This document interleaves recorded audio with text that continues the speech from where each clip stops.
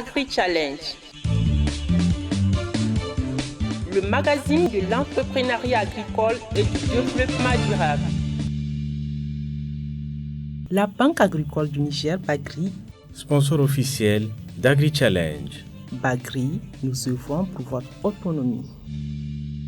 Chers téléspectateurs, bonsoir et bienvenue dans votre émission Agri-Challenge, le magazine de l'entrepreneuriat agricole et du développement durable. Pour ce 18e numéro d'Agri-Challenge sur votre télévision africaine, nous allons vous présenter dans la rubrique reportage les actions de la Banque agricole du Niger, Bagri, dans la région des Anders. Ainsi, grâce au financement de la Bagri, les producteurs maraîchers de cette région pratiquent maintenant la culture d'irrigation toute l'année. Ensuite, dans notre rubrique Événements, nous ferons un focus sur la clôture des activités du projet Producteurs de l'avenir. Un projet financé par le Rotary International via le Rotary Club de Niamey-Gawai et mis en œuvre dans la commune de Ngeboré. La clôture de ce projet s'est tenue le samedi 24 août à Guériguindé dans la commune de Ngeboré, région de Tingaberi. Restez avec nous, chers téléspectateurs, pour les détails de nos différentes rubriques. A tout de suite.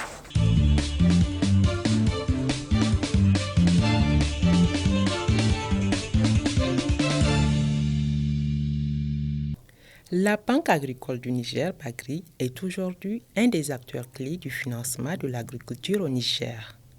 La Bagri a été créée en février 2011 dans l'optique de renforcer la production agricole et le développement des industries agroalimentaires au Niger. En 8 ans, la Bagri s'est implantée sur l'étendue du territoire national. L'équipe d'Agri-Challenge a sillonné les villages les plus reculés des différentes régions du Niger pour constater les grandes actions et réalisations de la Bagri. Pour ce 5e reportage consacré à la Bagri, vous allez découvrir les projets agricoles financés par la Banque agricole dans la région du Zander. Agri-Challenge. À Zander, le programme de développement de l'agriculture familiale, PRODAF, est partenaire de la Bagri pour le financement du programme à coût partagé. Dans la région du Zander, la Bagri a dû multiplier ses actions de sensibilisation pour asseoir un dispositif de financement adéquat de l'agriculture. La Bagri, Banque agricole du Niger, a été créée, l'agence a été inaugurée en 2011 au niveau de la Soraz, puis avant d'être dans la ville de Zander en 2015. Ici, au niveau régional, au niveau de la région de Zander, on est présent à Matamei et à Magaria. Donc notre mission, c'est d'aller plus proche de ces producteurs, de les financer et de les accompagner à travers un système à coût partagé. La particularité, c'est une banque, c'est une agence, c'est une région à vocation agricole et pastorale. Ça, c'est la particularité. Et au niveau pratiquement des 4 départements, Matamei, Magaria, Gouré et Myria, ce sont des zones où vraiment l'agriculture elle est vraiment, le système pastoral et l'agriculture sont vraiment pratiqués dans ces localités. Et on a jugé utile d'aller à Matamei. Matamei, toute la bande sud jusqu'au Nigeria pratique l'agriculture. Du point de vue maraîchage, et c'est l'accompagnement de ces producteurs-là. On est allé jusqu'aux confins du village pour financer ces producteurs. La particularité ici, c'est que le système à coût partagé au niveau de la région de Zander, c'est que ces producteurs n'apportent que 10%. Le partenaire prend en charge 40%.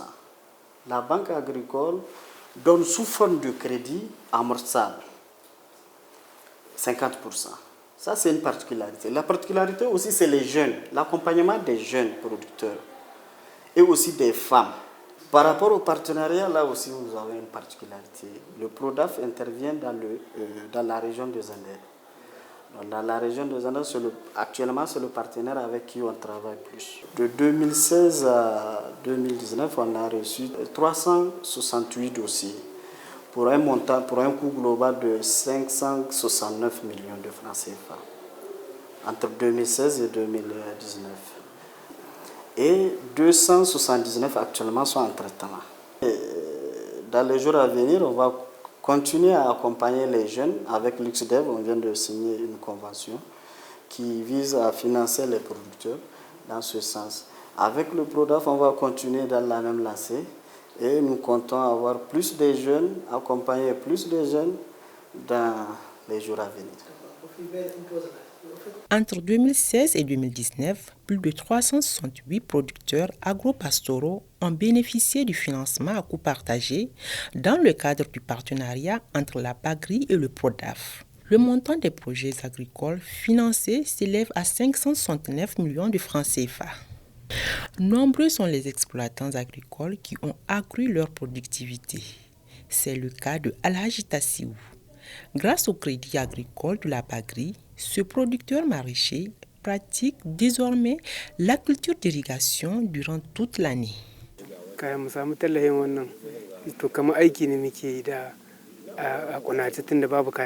Avant le financement de la BAGRI, je travaille avec des outils traditionnels, notamment des arrosoirs, et je n'exploite qu'une petite partie de mon champ. Je fais la production du chou, de la tomate et de l'oignon. Avec le financement de la BAGRI, j'ai pu faire un puits et également élargir mon champ. Cela m'a permis d'acheter une motopompe et un système d'irrigation performant.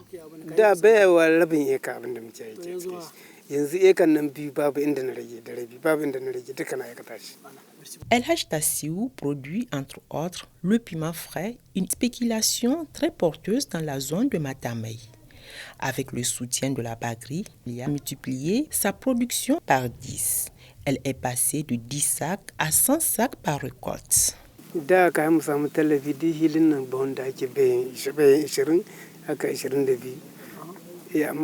Je récolte environ 25 sacs de poivrons, toutes les productions avant le financement de la BAGRI. Mais maintenant, en une seule cueillette, je récolte plus de 70 sacs. Grâce au financement de la BAGRI, j'ai pu recruter des jeunes de mon village. Avant, je faisais la cueillette avec quelques membres de ma famille. Mais aujourd'hui, quand je fais une grande production, il me faut assez de main-d'œuvre. Actuellement, mes spéculations à Niamey, à Maradi et d'autres régions du pays. Je souhaite que ce financement de la BAGRI continue afin que tous les producteurs puissent en bénéficier.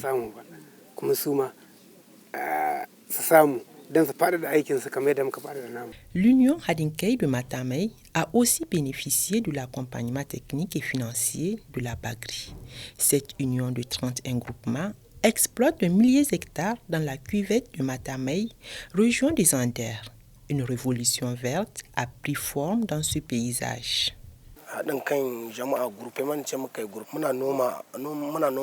Dans notre groupement Hadinkai, nous faisons la production de plusieurs spéculations, notamment le chou, la tomate, le moringa, le piment vert, la courge, la pomme de terre, l'ail, la mangue et l'orange. Avant, pour faire fonctionner nos jardins, nous mettons sur le marché nos animaux pour avoir de quoi acheter des semences et faire les travaux maraîchers. Avec le temps, nous avons appris le financement de la BAGRI qui consiste à nous donner une partie en subvention et une autre en crédit. C'est ainsi que nous avons saisi cette opportunité. Le financement de la BAGRI nous a permis d'acheter d'autres champs pour encore exploiter. Parmi les membres de notre union, 87 personnes ont bénéficié de ce financement. Ici, dans le village de Korimatame, la BAGRI nous a vraiment aidés à accroître nos rendements agricoles.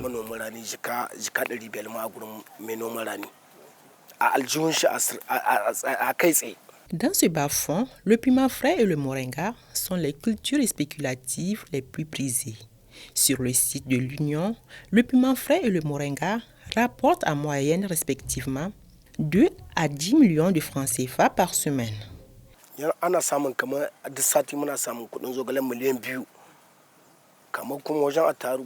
Avec le financement de la BAGRI, nous arrivons à commercialiser par semaine 2 millions de francs CFA pour le moringa, 10 millions pour l'ail et 8 millions pour le piment vert. Nous exportons nos produits à Niamey, à Maradi, à Koni et dans la région d'Agadez. Nous importons également le piment vert au Nigeria, notamment à Lagos et à Abuja. Moi, en tant que producteur agricole, le financement de la Bagri m'a permis d'être un grand producteur dans ma commune. Je souhaite que tous les producteurs puissent profiter de ce financement de la Bagri.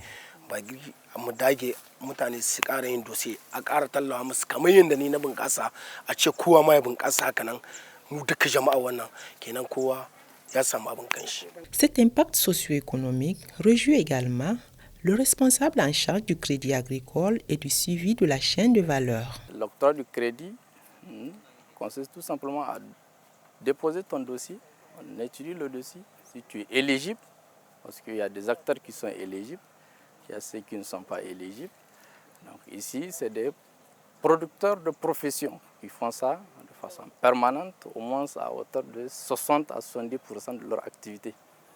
Donc c'est un peu la particularité. Donc aujourd'hui, c'est des promoteurs, c'est des producteurs qui sont habitués à la banque. Ils ont des fournisseurs à Niamey, ils ont des fournisseurs à Gaïa, ils ont des fournisseurs à Difa. Donc c'est un jeu de compte. Ils commercialisent leur production, ils mettent ça dans le compte parce que la Bagri a un réseau étendu un peu partout. Agri Challenge. Je crois que l'engouement est réel à travers les visites qu'on a menées un peu partout.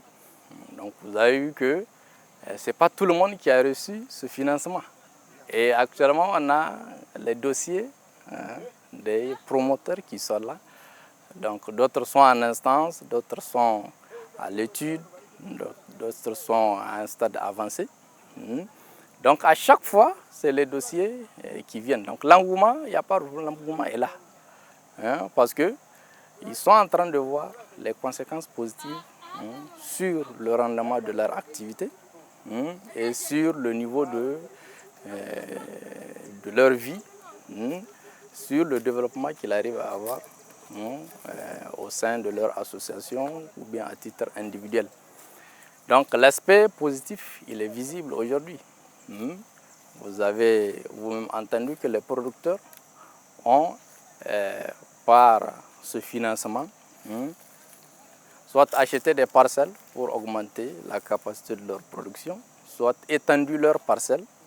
Donc, ce qu'il faut dire, c'est que lorsque vous financez un producteur demain, il va vous dire que grâce à ce financement, il a eu à cultiver tout son champ, il a eu à faire des extensions, il a eu à transformer des champs en des sites exploitables. Donc, c'est des effets positifs il faut vraiment mentionner. Aujourd'hui, c'est des producteurs qui commercialisent, même pas de la région des Zander, mais qui commercialisent à travers les villes comme Difa, comme Niamey, le Nigeria. Et tout ça, c'est grâce à une production qu'ils ont eu à avoir par rapport à ce qu'ils arrivaient à avoir avant. Donc ils ont augmenté la production qui leur permet de ravitailler un peu partout les marchés. L'impact de ce financement à coût partagé est bien réel dans la région de Zander.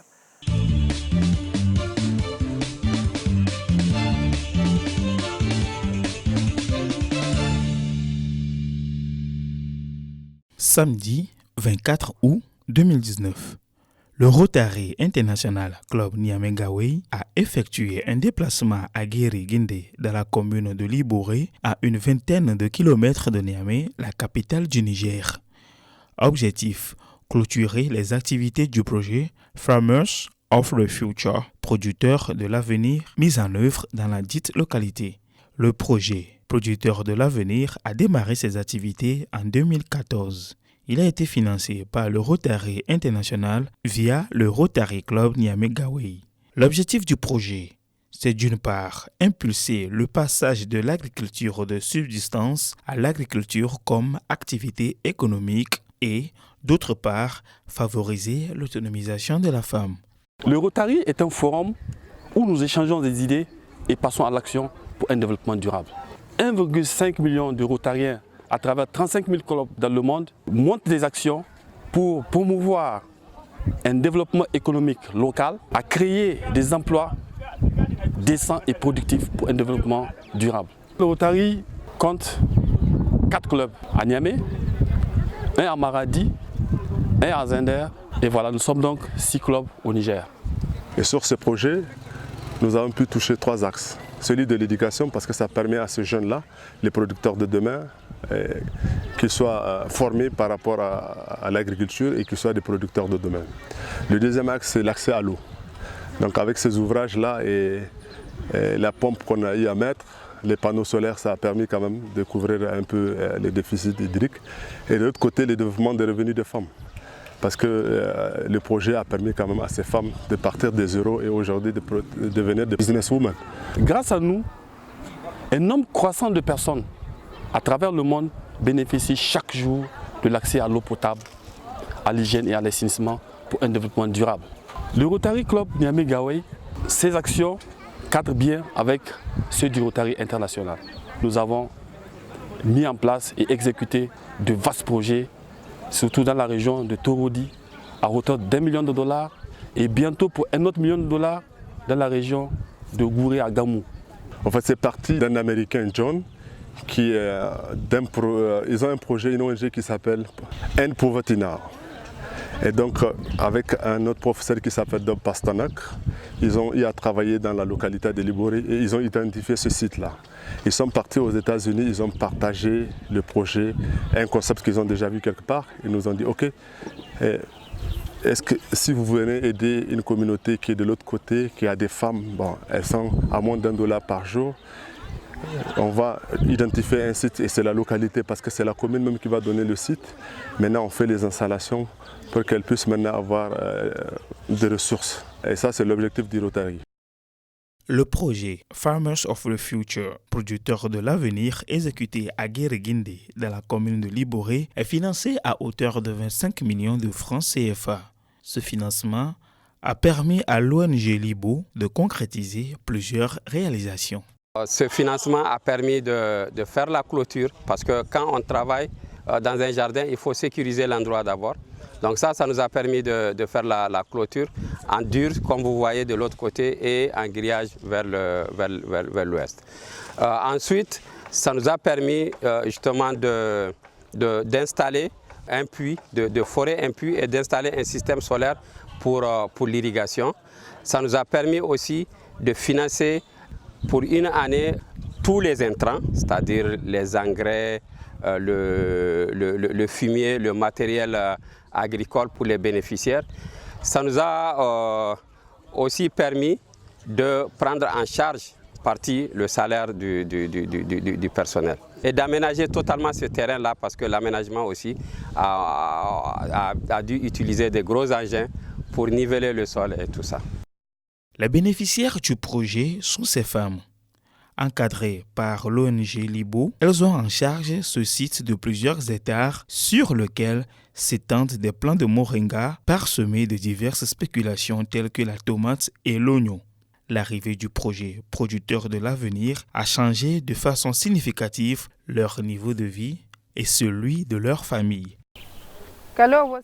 Au lancement de ce projet, nous avons travaillé sur 2 axes et chaque femme avait à sa disposition 20 planches. Si chacune travaille ses planches dans l'année, elle pourra gagner environ 130 000 francs CFA. Aujourd'hui, grâce aux actions de l'ONG Producteurs de l'avenir, nous avons développé nos activités. Maintenant, de 20 planches, nous sommes passés à 40 pour chaque femme. Et ces dernières pourront gagner environ 360 000 francs CFA si elles les travaillent bien.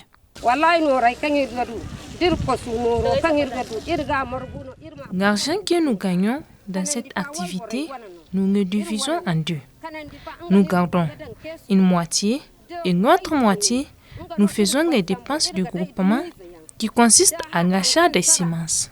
Le déplacement à Guéréguindé, dans la commune de Liboré, a permis aux membres du club Rotary de constater de visu la situation des acquis du projet. Ceci à travers une visite guidée du site couplée de fructueux échanges avec les techniciens qui encadrent les bénéficiaires. C'est la superficie d'une femme. Donc on a fait en sorte que, par exemple, chaque femme ici, elle est responsable de la vanne d'irrigation qu'il a avec son tuyau et elle arrose, elle s'occupe de ça, elle arrose. Donc c'est comme ça qu'on avait fait construire ces systèmes-là pour éviter, pour responsabiliser. Parce que la femme qui est là, donc elle sait que c'est elle qui utilise besoin en eau. C'est-à-dire que c'est en fonction de l'ETP. C'est-à-dire qu'on donne 1 litre par mètre carré. Donc on tient compte de l'ETP. Par exemple, pendant la saison sèche, fraîche, donc il faut apporter 7 à 8 litres par mètre carré. Par jour. Donc maintenant, si c'est la saison chaude, ça peut aller à 10 litres par mètre carré par jour. Et si c'est en saison pluvieuse, on réduit, c'est à 6 litres par mètre carré par jour, tout en tenant compte, bien entendu, de la pluviométrie. Si la quantité de pluie est importante qui est tombée, on peut faire 2-3 jours sans pouvoir arroser. Donc là aussi, vous voyez ces genres de sol. Avec ces systèmes d'irrigation, c'est par jour, c'est comme aussi le système comment on appelle ça, de goutte à goutte.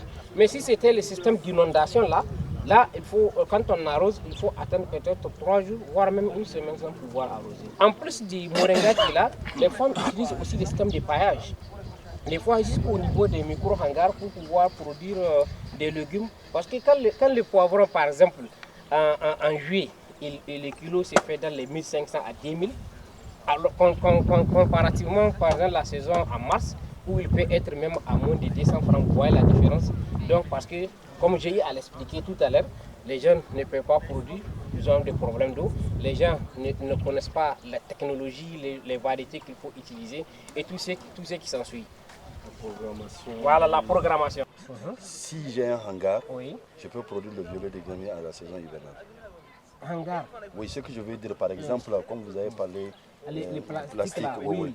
C'est-à-dire empêcher l'eau de pluie tomber dessus. Tout à fait. Donc ça peut marcher. Oui, effectivement, si on arrive à réussir la pépinière, ça peut marcher. Ça peut marcher. Mais il faut réussir la pépinière.